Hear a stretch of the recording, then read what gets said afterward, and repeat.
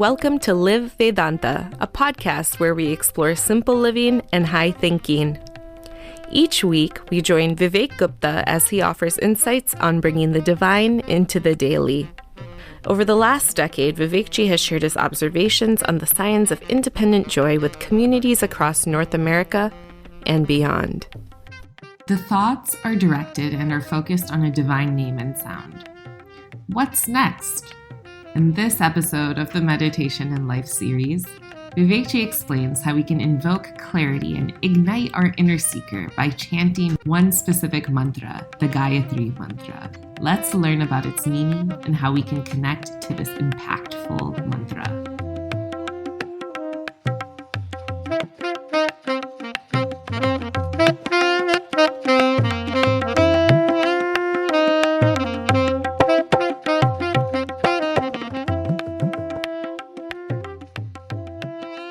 Turiya Swapna. An enlightened being is described as being in Turiya Swapna. Turiya, we've explored, means the fourth. It is that which is beyond the waking, the dreaming, the sleeping. It's beyond change. So why Swapna? An enlightened being lives in the world like we do, where there's pleasure and possession and position. But all that they see or experience is like a shadow. It's a shadow in the sense that you never try to hold on to a shadow. You have no expectations with the shadow. You have no fight with a shadow. That's how they live with all. Turiya Swapna is to be inebriated in joy. If you think of someone who's drunk or high, they're inebriated, they're unaware of safety, etiquette, purpose. For someone who's inebriated in joy, they're unaware of gossip and rumors and judgment. Sounds awesome, no? Another way to describe an enlightened being is bhava mukha. Bhava mukha is someone who's experienced nirvikalpa samadhi. The thought, aham brahmasmi, I am infinite, is no longer a thought. Since that's not a thought, they're experiencing, they're confirming they are infinite. Now when they're living amongst us, it's as if there's savikalpa samadhi, which means that they will still serve humanity. Even though they feel that oneness, they will still love us, they will still support us. And one more way to describe an enlightened being is Adikarika Purusha. Adikarika Purusha, which means they're an instrument of God. Whatever Ishvara needs them to be, they are that being. They do not run on 87 octane. They do not run on hemp hearts. They do not run on sleep. They run on divine energy and enthusiasm. Sri Ramakrishna describes such beings as pakami. Pakami is like pakka. Pakka means ripe, correct? All of our Hindi speakers. So pakami is someone whose ego is ripe. That ripe ego means the ego knows that it's the spirit, but it's as if it has an ego, as if. And that's how they're able to interact with us. Why I'm describing these various ways of seeing, feeling an enlightened being, this is the purpose of our course also. The purpose of our course is not for you to go become a meditation instructor. The purpose of this course is not for you to put a certificate on your wall that I read meditation and life and so on and so forth. It is for you to be enlightened. This is the purpose of our life. And it's lovely that we have an opportunity where a course and our life are in sync with each other. Now, to have these descriptions be ours, we need to do anything and everything it takes to be enlightened. Anything and everything. Our text, Meditation and Life, the first 12 chapters are guiding us to make our lifestyles more sattvic. More sattvic. You're already sattvic. You wouldn't be connecting to me right now if you weren't. Happy with a little bit of praise. Now can I end that and come down? Our lifestyle should be sattva. It should be like sat, which means it's steady, it's deep, joyous. The 13th chapter guided us to prepare for meditation, focusing on our space, seat, sanctum. Space is CSI, seat is wide, comfortable, firm. Our sanctum is CSI also. Chapter 14 was guiding us to shift our thinking from the functional to the fundamental. To let go of whatever happened before 8 p.m.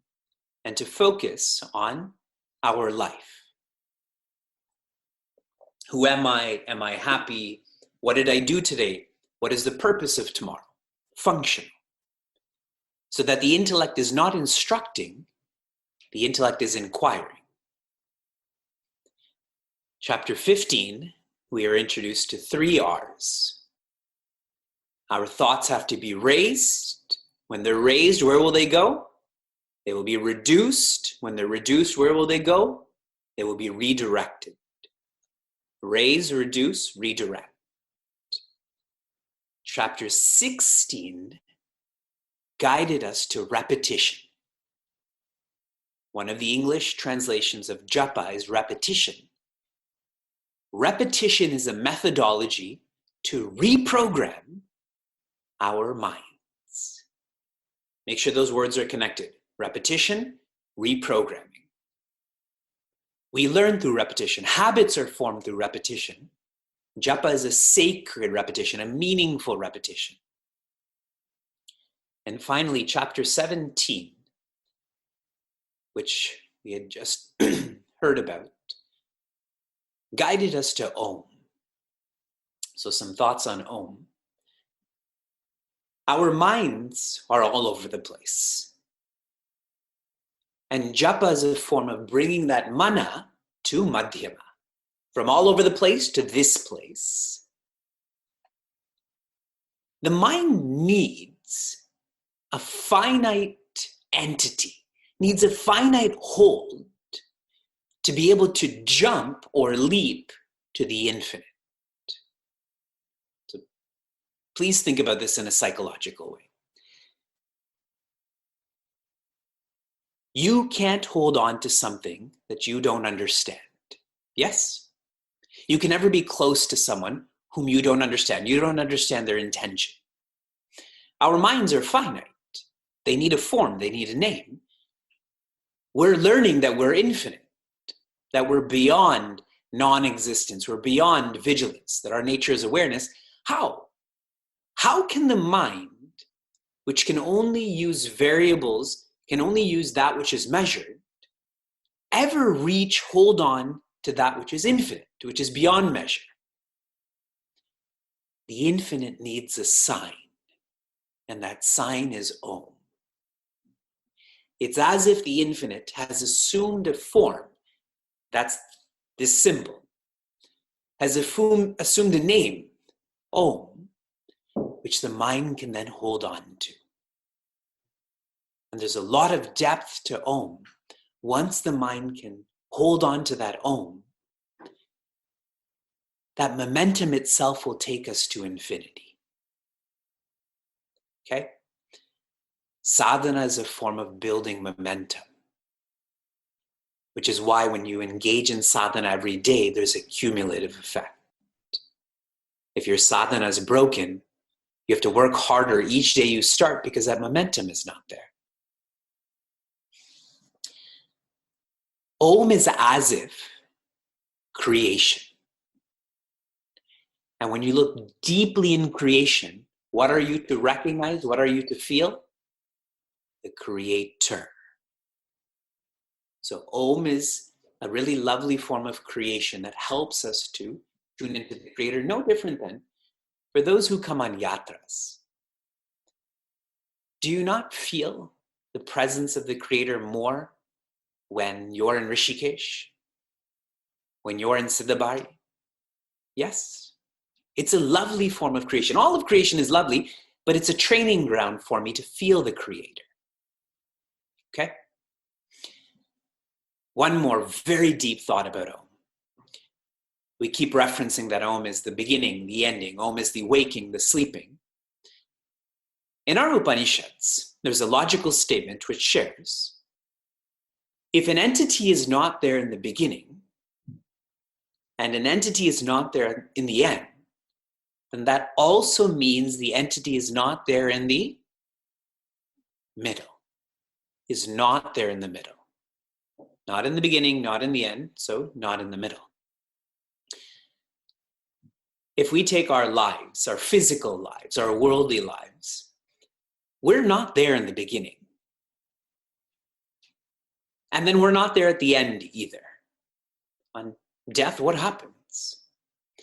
And the implication of this is our physical worldly lives are not there in the middle either. We feel that we are separate from creation when we are one with creation, we are one with the creator.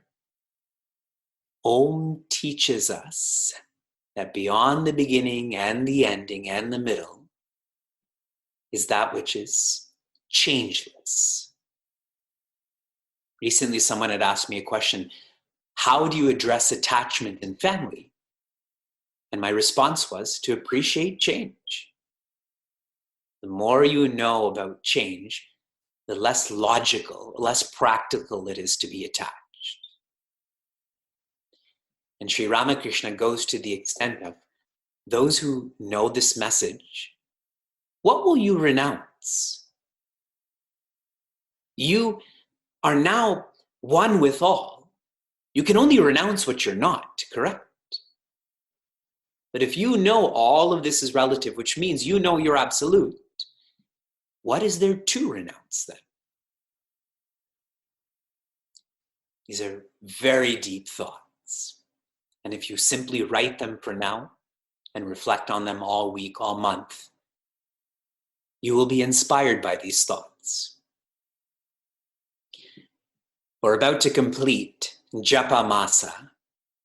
We're now on chapter 18, which is the Gayatri Mantra. And before I share thoughts on this, I know all of you read chapter 18. Yes, this is where you look down on at your books as if you're rereading your notes. How many of you have never heard of the Gayatri Mantra by a show of hands? This is just a foreign language that I'm talking about right now. Vivekji, everything for the last year and a half is in a foreign language. We know you're speaking English, but it feels foreign to us. Okay, so I did see one hand. Cool. Okay, let's rewind.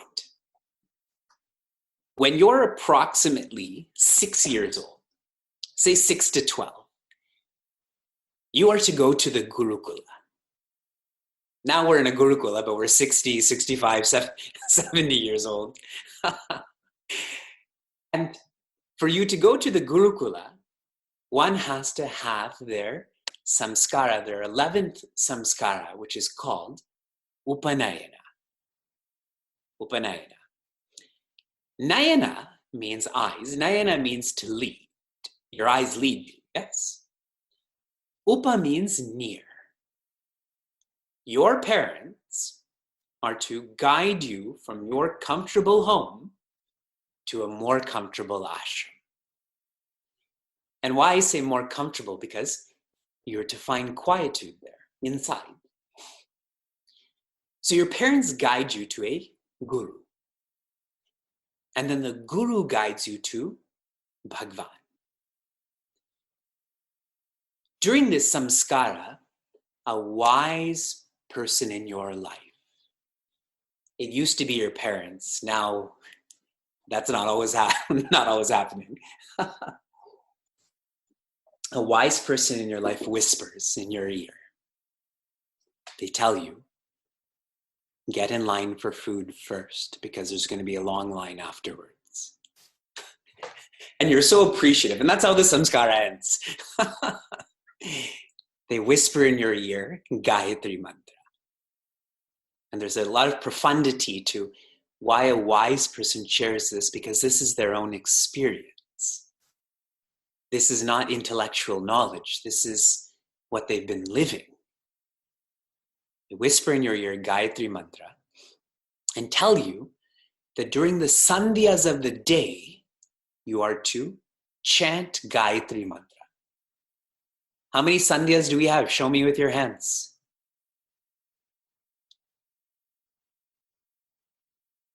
Whoa, a lot of diversity. Someone put 7, but then they changed to 6. We have 3. We'll call it night to morning. Noon, I don't know how to describe that. Morning to afternoon. And then afternoon to evening. These are the 3 sandhyas. A sandhya is a period of the day where there's confusion for the eyes, for the nayana. Correct? When we go from night to morning, your eyes have to adjust. When the sun is so bright, your eyes have to adjust. When it's bright and then dark, definitely your eyes have to adjust. So we chant Gayatri Mantra, not so that our eyes can be more clear, but our understanding can be more clear. So now let's get into Gayatri Mantra proper. I'm going to chant. You can chant with me if you know this. It's in your books for your reference, and I want you to read the mantra from page 91. I have an older book. Om Tat Savitur Varenyam Bhargo Devasya Dhimahi Dhiyo Yo Nah Prachodayat. Gayatri is a mantra, it's also a meter. In Sanskrit, the meter is called chanda. And this is 3 lines, and each line has 8 characters. So 3 times 8 is 24. Now let's go through each word. Tat is referring to that which is high, higher, highest. Savitur is the sun. Savitur's a more common understanding is Savitri. Varenyam means adorable, worshipable, like the word Vamana. Vamana means the most lovely. So we are looking at the sun, correct? Morning, noon, evening, and saying, Sun, you are the most powerful for me. But not just with my eyes, I go deeper. Bhargo devasya dhimahi. Bhargo is shining or rays. Devasya, the source of these rays is you. Deva, you are light. Dhimahi, I contemplate on this. See, it's no longer about seeing, it's about internalizing. And what do I want? Correct? We always have this palashruti. What is the point of this sadhana? Dhiyo, my intellect. Yo naha, you, our. Prachodayat, which means illuminate, guide. The way that the sun guides my eyes, I want you. You is now beyond the physical sun. It is Guru, it is God to guide our intellect. And I'm really appreciative of the word naha. Naha means our, like sahanao bhavatu. The reason for that is that millions and billions would be chanting Gayatri Mantra.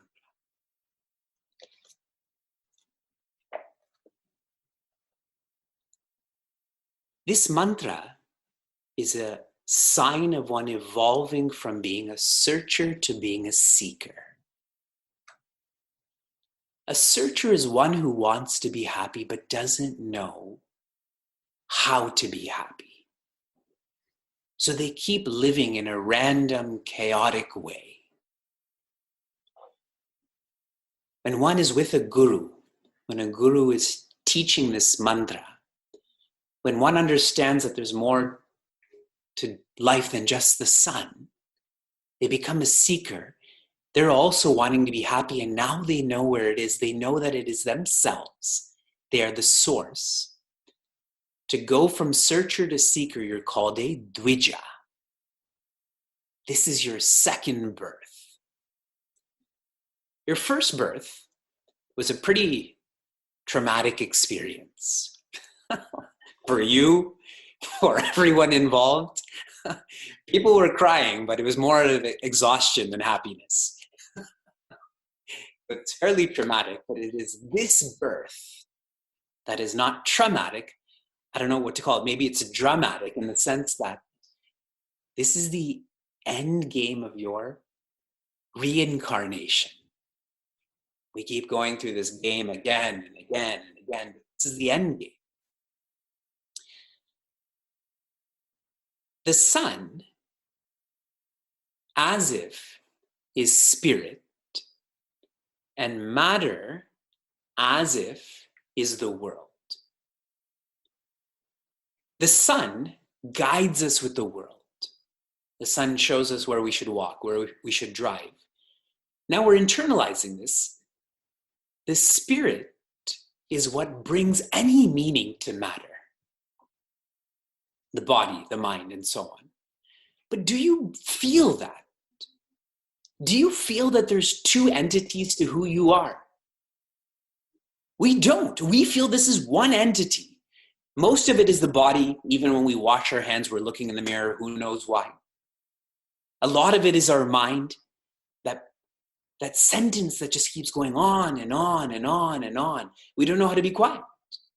And then we're told that there's a spirit. We're told that there's Atma. And we've just mixed all of this into one entity, when in actuality, there are two entities. There is spirit and there is matter. There is Purusha and there is Prakriti. This mantra, this prayer is to encourage, is to ignite Viveka. This is a Viveka mantra. When I have discrimination, prioritization in my life, I know that this world can only provide pleasure, possession, position. This is what I may want, but what I need is peace. This mantra helps us to develop clarity, conviction, confidence, to live by the sun. The sun is values, the sun is knowledge, to shine like the sun. The more that we understand each word, the more we'll understand why we are alive. And this understanding is prachodayat. It's where my intellect starts shining more and more. My mind simply follows them. My mind merges with the intellect. There is a oneness. It's where Prince Arjuna surrenders to Bhagavan Krishna. Gayatri Mantra is not just for males. It is not just for Brahmanas. These are all wrong notions we have. Yesterday in our Vedanta and Media workshop, we focused on advocacy. And I shared that our idea of advocacy is someone who wears an anonymous mask. someone who holds on up signs, and someone who's at airports and so on. An advocate is someone who stands up for a cause, someone who's activated. Here too, now that I know how practical Gayatri Mantra is, and there's lots to share about this. I read in different places that Gayatri Mantra is the one mantra that's the essence of the entire Veda. The Veda that we know is more than 100,000 mantras. This is the essence of those 100,000 mantras. I'd read in other places that Gayatri Mantra is actually 24 names of Devi. Different facets of Devi. Devi as a protector, Devi as a provider. And so when you chant this mantra, all of these facets of Devi are invoked. This mantra is not to be taken lightly. This mantra is to be understood and practiced. Raise, reduce, redirect. All of this is accomplished by japa. With the japa, one certainly has their Ishta mantra. Your Ishta mantra can be Gayatri Mantra. All Ishta mantras also contain Om. Even the Vedic mantras of Tattvamasi, we tend to at least feel Om Tattvamasi, Om Aham Brahmasmi. And in this chapter, the essence of all Ishta mantras is Gayatri Mantra. This mantra helps us evolve from being a searcher to being a seeker. We're born for the last time, born into the arms of our Guru Shishya Parampara, who are born into the arms of Bhagavan.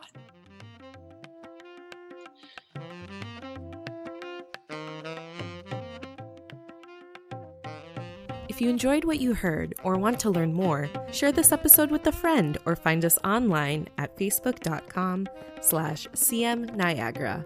For those on the journey of self-development, Chinmaya Mission Niagara provides a community forum for seekers to listen, reflect, and contemplate. This podcast is produced by the Young Adults of Chinmaya Mission, an international nonprofit working to transform individuals through the knowledge of Vedanta.